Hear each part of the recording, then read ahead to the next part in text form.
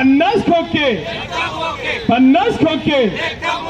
सरकार हमसे डरती है, ईडी को आगे करती है, सरकार हमसे डरती है, ईडी को आगे करती है, सरकार हमसे डरती है। ईडी को आगे करती है। 50 खोके एकदम ओके, 50 खोके एकदम ओके, 50 खोके। एकदम ओके। अरे ह्या गद्दार सरकारचं करायचं काय? बॉलिवूडचं वर पाय, अरे या 50 खोके सरकारचं करायचं काय? बॉलिवूडचं वर पाय।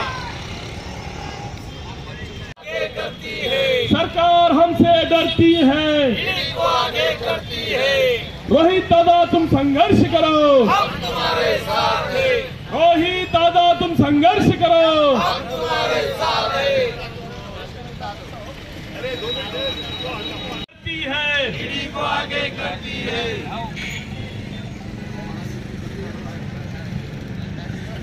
महायुती सरकार, हाय हाय, महायुती सरकार। हाय हाय, मनुवादी सरकार, हाय हाय, मनुवादी सरकार, हाय हाय, मनुवादी सरकार, ओके सरकार, हाय हाय, ओके सरकार, हाय हाय।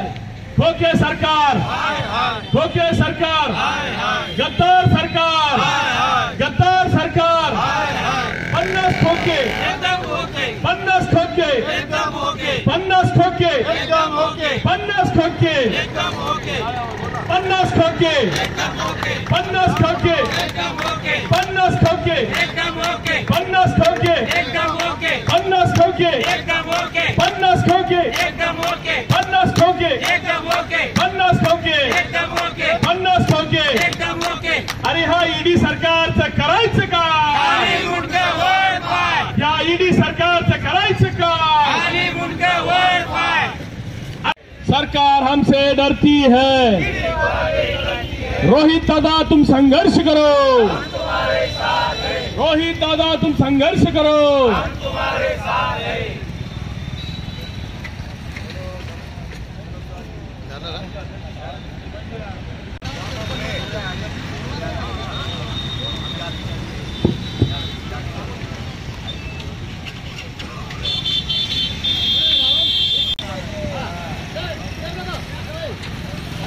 राष्ट्रवादी काँग्रेस पक्षाचा, राष्ट्रवादी काँग्रेस पक्षाचा। सरकार हमसे डरती है, सरकार हमसे डरती है। रोहित दादा तुम संघर्ष करो, रोहित दादा तुम संघर्ष करो।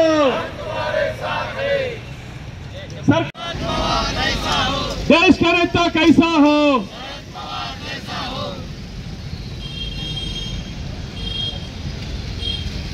महाराष्ट्र सरकारवर येऊन पडलेली आहे, पण ह्या सरकारचं त्यांच्याकडे लक्ष नाही, शेतकऱ्यांकडे लक्ष नाही।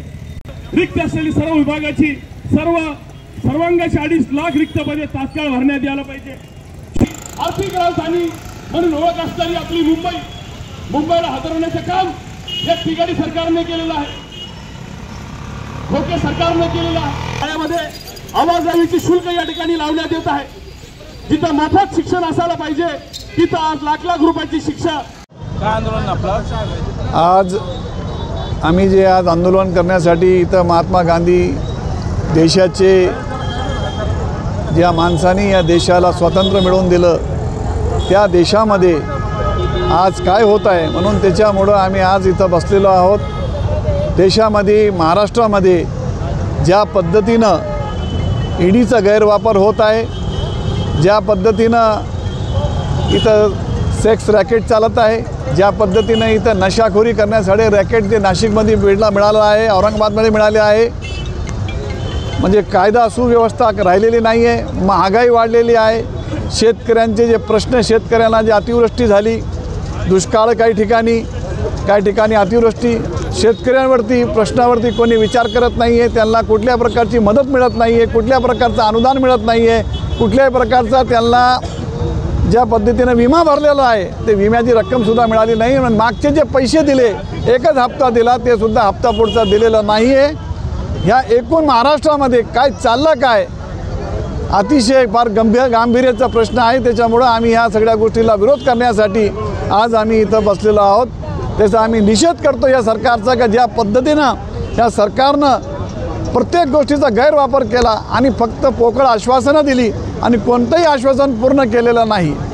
त्यामुळं आम्ही आज या सर्व गोष्टीचा, पोलिसांचा गैरवापर, ईडीचा गैरवापर, त्याच्यानंतर इन्कम टॅक्सचा गैरवापर, CIDचा गैरवापर, शेतकऱ्यांसाठी ज्या पद्धतीने त्यांनी ज्या पोकळ घोषणा देऊन ज्या शेतकऱ्यांचा सुद्धा विश्वासघात केलेला आहे, तर या सगळ्या गोष्टीसाठी आम्ही कुठेतरी या सरकारला जाग आणण्यासाठी या शेतकऱ्यांच्या वतीनं आम्ही बसलेलो आहोत.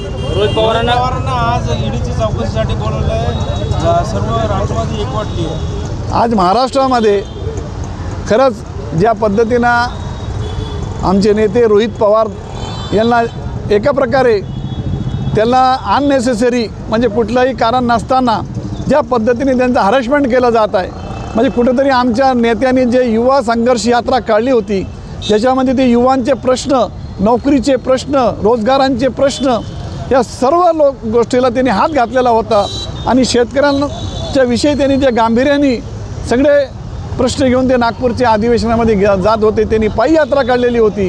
कुठेतरी याचा स्पर्श सामान्य माणसाला झालं होतं आणि त्यांनी त्यांची लोकप्रियता बघून या सरकारला ते काही सहन झाला नाही. त्यामुळे ईडीचा गैरवापर होत आहे आणि त्यांना ईडीच्या माध्यमातून कशा पद्धतीने त्यांना त्रास द्यायचं ह्या हेतूने त्यांना अत्याचार करत आहे त्यांच्यावर. काय नाव आपलं? माझं नाव आहे डॉक्टर निसार देशमुख, राष्ट्रवादीचे जिल्हाध्यक्ष जालना.